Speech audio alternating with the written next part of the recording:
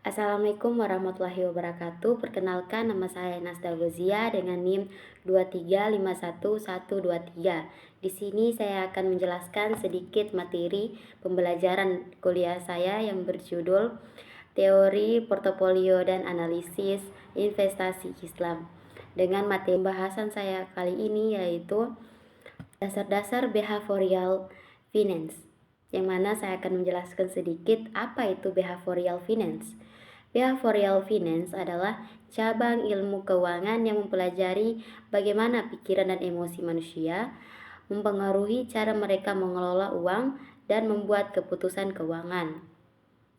Keuangan tradisional percaya bahwa manusia selalu rasional saat mengambil keputusan keuangan.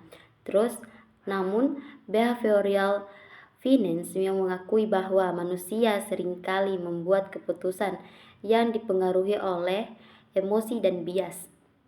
Seperti contoh utama, yaitu seorang investor sering merasa takut untuk menjual saham karena adanya rugi terhadap harganya yang akan naik kembali meskipun secara logis itu belum akan terjadi.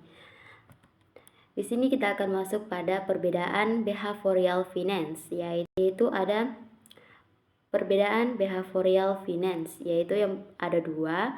Yang pertama keuangan tradisional dan yang kedua behavioral finance.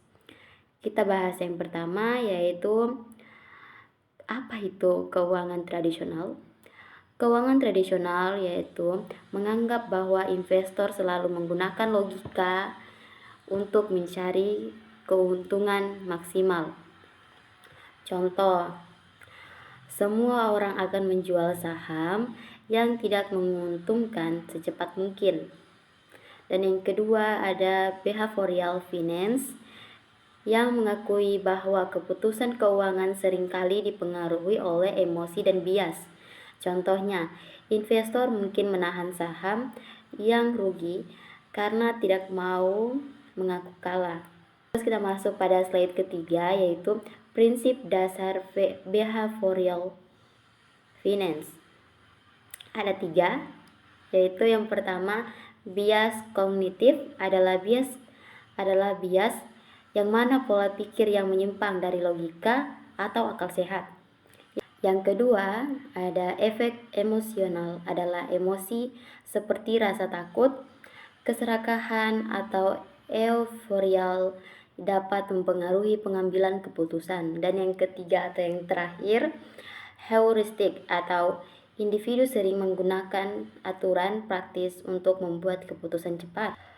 Hal ini bisa berguna tetapi juga dapat menyebabkan kesalahan.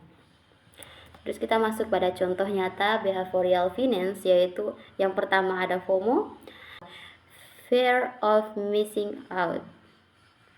Banyak investor membeli harga aset ketika harganya sedang naik karena takut kehilangan keuntungan.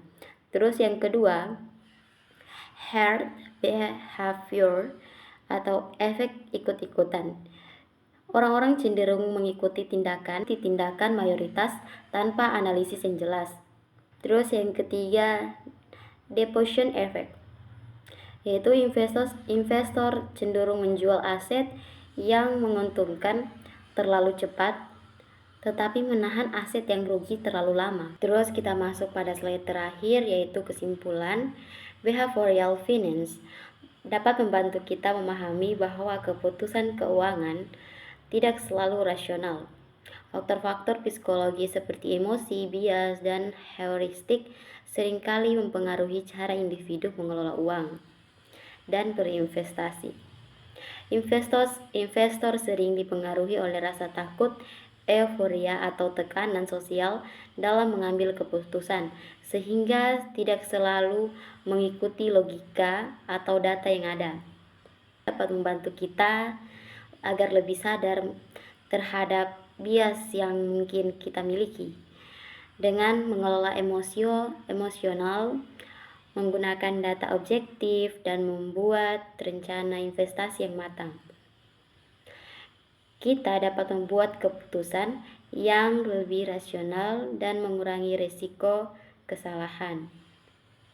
Behavioral finance adalah peringatan bahwa memahami diri sendiri sama pentingnya dengan memahami pasar dalam perjalanan menuju kesuksesan keuangan.